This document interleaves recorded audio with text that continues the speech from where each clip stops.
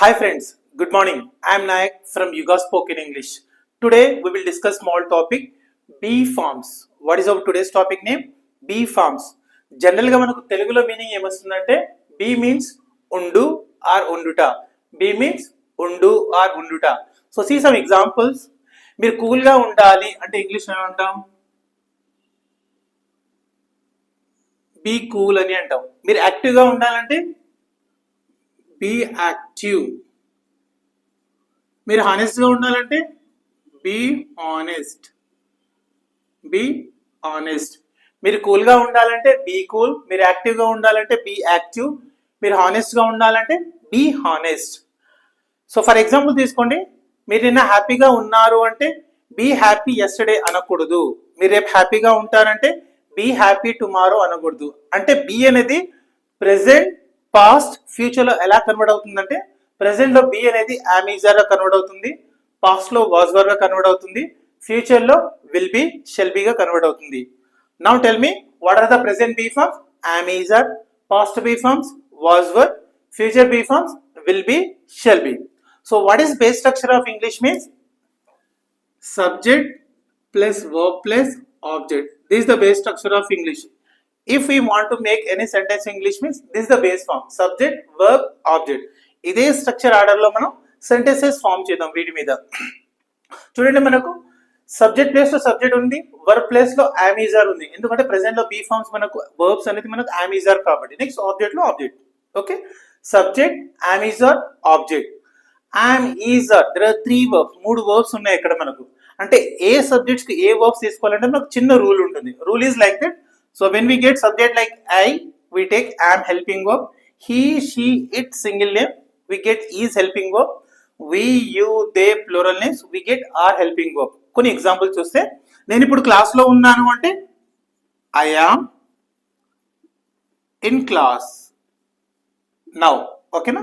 Now అంటే automatic am అనేది now గురించి చెప్తుంది. ఐఎమ్ ఇన్ క్లాస్ నౌ, నేను ఇప్పుడు క్లాస్ లో ఉన్నాను. షీ ఈజ్ హ్యాపీ, ఆమె ఎలా ఉంది ఇప్పుడు? హ్యాపీగా ఉంది. We are friends, we are friends, మనం స్నేహితులం. Rama is in USA, Rama ఎక్కడ ఉన్నాడు? యుఎస్ఏ లో ఉన్నారు. మా ఫ్రెండ్స్ సాఫ్ట్వేర్ ఇంజనీర్స్ అంటే my friends are software engineers. Hyderabad ఒక డెవలప్డ్ ప్లేస్ అంటే Hyderabad is a developed place. మా నాన్నగారు పొలంలో ఉన్నాడంటే my father is in field అని అనాలి. సో యాపిల్ ఫోన్ చాలా ఎక్స్పెన్సివ్ అంటే యాపిల్ ఫోన్ ఈజ్ ఎక్స్పెన్సివ్. ఇలా మనం ఎన్ని ఎగ్జాంపుల్స్ అయినా తీసుకోవచ్చు. So next will go to the past be form was were. చూడండి, past verb structure subject plus was were plus object. General మనకు base form subject, verb, object. ఇదే format లో తీసుకుంటే వర్బ్ ప్లేస్ లో మనకు పాస్ట్ లో వాజ్ వర్ అని వచ్చేస్తుంది. So there are 2 verbs was were. ఏ సబ్జెక్ట్స్ వాజ్ తీసుకోవాలి, ఏ సబ్జెక్ట్స్ వర్ తీసుకోవాలంటే మనకు చిన్న రూల్ ఉంటుంది. So rule is same. I, he, she, it single name, ఒకటే నేమ్ వచ్చినప్పుడు వాజ్ అని తీసుకుంటాం. We, you, they plural names, ఇవన్నీ ప్లూరల్ ఫామ్ కి మనం వర్ అని తీసుకుంటాం. కొన్ని ఎగ్జాంపుల్స్ వస్తే, నేను నిన్న క్లాస్ లో ఉన్నానంటే I was in class yesterday, నిన్న ఉన్నాను అంటే ప్రస్తుతం లేను అని meaning. Next we were friends, we were friends, మేము ఒకప్పుడు స్నేహితులము అని. షీ వాస్ బ్యూటిఫుల్ అంటే ఆమె ఒకప్పుడు అందంగా ఉండేది అని. నెక్స్ట్ మా ఫ్రెండ్స్ నేను ఆఫీస్ లో ఉన్నారంటే my friends were in office yesterday. Samson ఒకప్పుడు ఎక్స్పెన్సివ్ గా ఉండేదంటే శాంసన్ వాస్ ఎక్స్పెన్సివ్ అంటాం. ఓకే, నెక్స్ట్ నేను నిన్న మా ఫ్రెండ్స్ తో ఉన్నానంటే I was with my friends yesterday. Next Hyderabad ఒకప్పుడు డెవలప్డ్ ప్లేస్ అంటే Hyderabad was a developed place. నేను నిన్న బిజీగా ఉన్నాను అంటే ఐ వాజ్ బిజీ ఎస్టర్డే. ఇలా మనం పాస్ట్ లో based on the subjects verbs కొద్దిగా చేంజ్ చేసుకుంటే ఎన్ని ఎగ్జాంపుల్స్ అయినా మనం ఫ్రేమ్ చేసుకోవచ్చు. So this is about the past be forms. Next will go to the future. Subject plus will or shall be object. What is the base form? Subject, verb, object. Verb place లో మనం will be, shall be అనేది verb తీసుకుంటాం.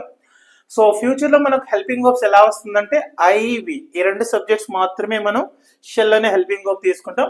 I we you he she it the names ఏదైనా కావచ్చు. Noun pronouns ఏది తీసుకున్న future లో మనం విల్ అనే హెల్పింగ్ వర్బ్ తీసుకోవచ్చు. కొన్ని ఎగ్జాంపుల్ చూద్దాం. రేపు నేను బిజీగా ఉంటానంటే ఐ విల్ బి బిజీ. ఎప్పుడు?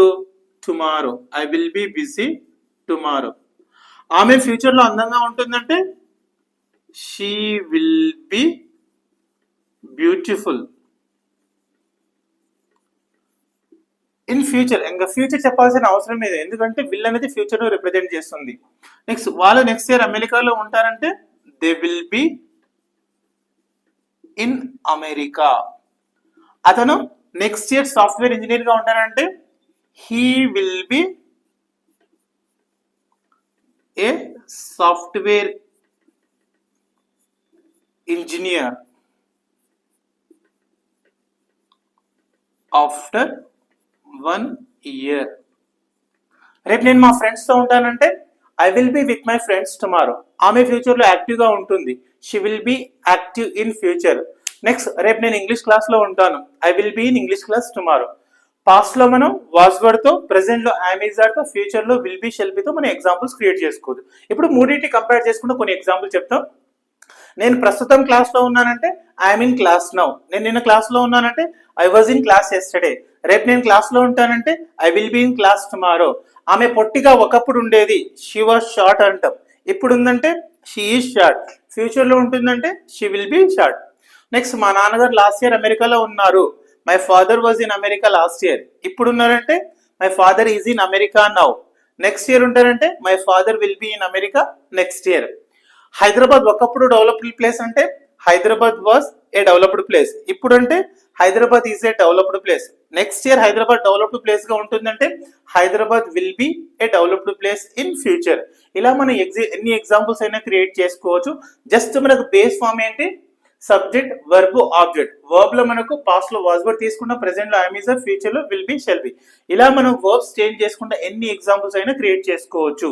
ఓకే, ఇక్కడ మనం కొద్దిగా రూల్స్ ఫాలో అవుతూ ఎగ్జాంపుల్స్ క్రియేట్ చేయడం ప్లాన్ చేసుకోవాలి. సో కొద్ది ఎగ్జాంపుల్స్ క్రియేట్ మనం బాగా చేసుకొని మనం బాగా ప్రాక్టీస్ చేస్తే ఇంగ్లీష్ మాట్లాడడం ఈజీ. ఓకే, సో దీన్ని మనం డే టు డే లైఫ్ లో చాలా వాడుకుంటాం. కానీ ఏంటంటే ఏ సబ్జెక్ట్స్ ఏ వర్బ్స్ వాడాలో మనం ప్రాపర్ గా ఐడియా ఉండదు. సో నేను పాస్ట్, ప్రెసెంట్, ఫ్యూచర్ లో అన్ని ఒకసారి క్లారిటీగా ఇచ్చాను. ఇదే ఫామ్ లో మీరు ఒక 30 to 40 ఎగ్జాంపుల్స్ నోట్స్ లో ఒకసారి ఎగ్జాంపుల్స్ ప్రాక్టీస్ చేయండి. వాడి మన డైలీ లైఫ్ లో ప్రాక్టీస్ చేయడానికి యూస్ చేయండి. సింపుల్ గా మన ఇంగ్లీష్ నేర్చుకోవచ్చు. Okay, have a nice day. So I will come with next video. Thanks for watching.